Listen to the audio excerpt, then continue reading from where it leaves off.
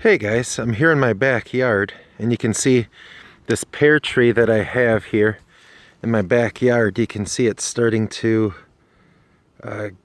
bud up. It's starting to get some leaves here in this pear tree. You can see got some other apple trees and stuff here.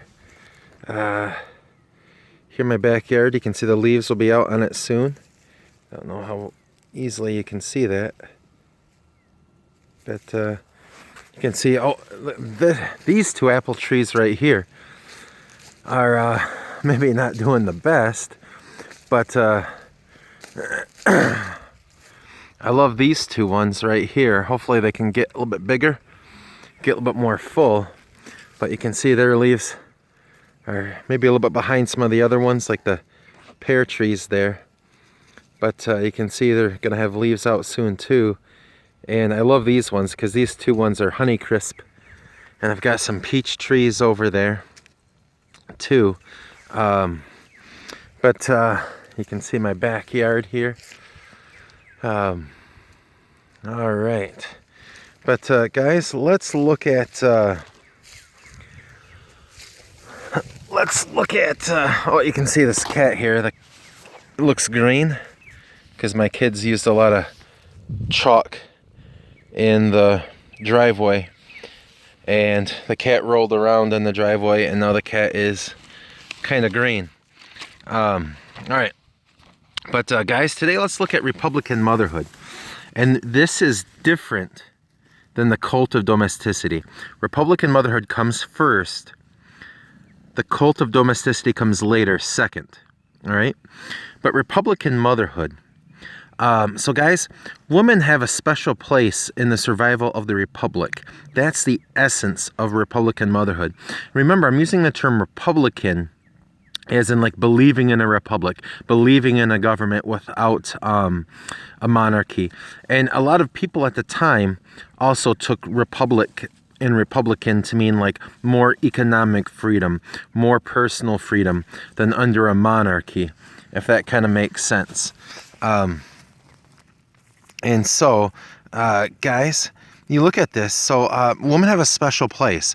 They're the ones who are going to make this survive or not.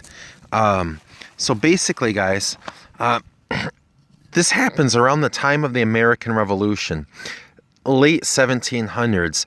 People say you can start to see this Republican motherhood form in the 1760s, 1770s. 1780s, 1790s, this becomes a really, really big thing.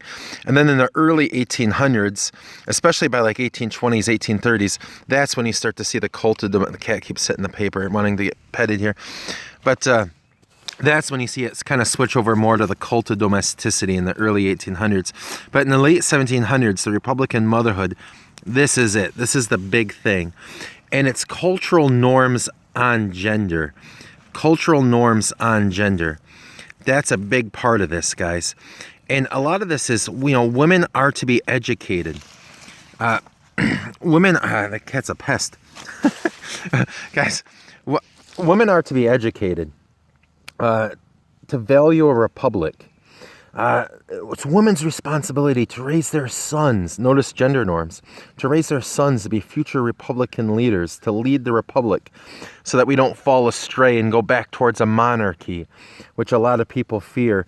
Remember, guys, monarchies are, they're the norm in the late 1700s. The world was run on monarchies. And, if you might be thinking, oh, but in 8th grade, early European history, I learned about, ancient Greece with ancient Athens, and yeah, that's gone.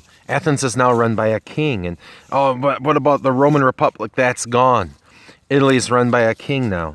So the fact of the matter is, guys, there's this constant fear that we're gonna fall backwards. We're gonna fall backwards in time. And go back to a monarchy. And so we need the women to be raising their sons to say, hey, we want a republic. We oppose monarchies. And so mothers have that key role. Also, gender norms, they're supposed to raise their daughters to be what? To be future Republican mothers. And so, guys, you see here, and you can kind of see right there, and you can even hit pause on the screen if you need to. But women are all supposed to keep their husbands virtuous, keep their husbands loving a republic, opposing a monarchy. And it's the woman's job to kind of keep the family on the path of being a republic. And some people say, oh, this is horrible. It sets women back because it reinforces gender norms. Gender norms certainly existed before this, but it kind of cements it in to some extent. As women are kind of seen as parents, men less so. Men as more societal leaders, women less so. Because women, it's not saying women become a future leader of the government. It's saying women teach the values and instill the values in the family and the children, keep their husbands on course. And so that's kind of what's going on there. But other people say, no, it's actually a step forward for women's rights, because for the first time ever, Republican Motherhood is for the first time ever saying women should be educated.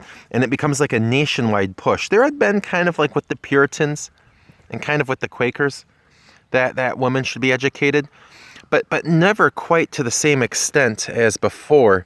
And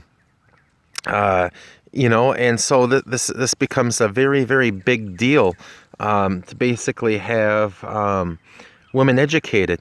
And if you think it's all bad because of the reinforcing of the gender norms, think about this. The 1848 Seneca Falls Convention, which some people say is like the first big women's rights push, or the first big women's rights convention or movement. Those were older women in 1848. They were raised as little girls under Republican Motherhood, teaching them about government values, teaching them education, to read, to write, to think, to respect the process of government. Could you argue that because Republican Motherhood teaches women to love a republic and educates them in a variety of ways, not just reading, writing, math, but also government, so they can instill it to their future sons and keep their husbands on the right path and so forth? Could I argue Republican Motherhood helps build that first wave of women's rights in the mid-1800s?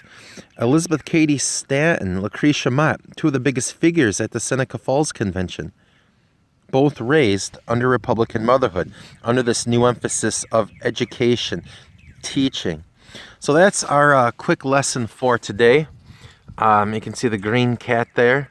If you might have noticed, some of my fruit trees, like some of those over the, like the peach trees over there, you might notice have like a white thing on them.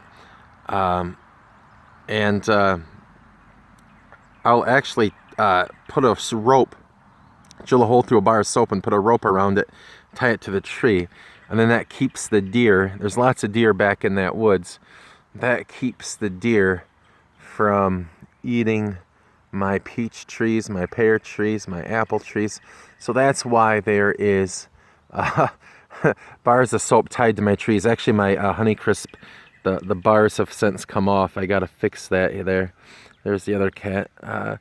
But guys, study if you can, if you have time. Have a good day. Stay out of trouble. And make smart decisions. Be safe.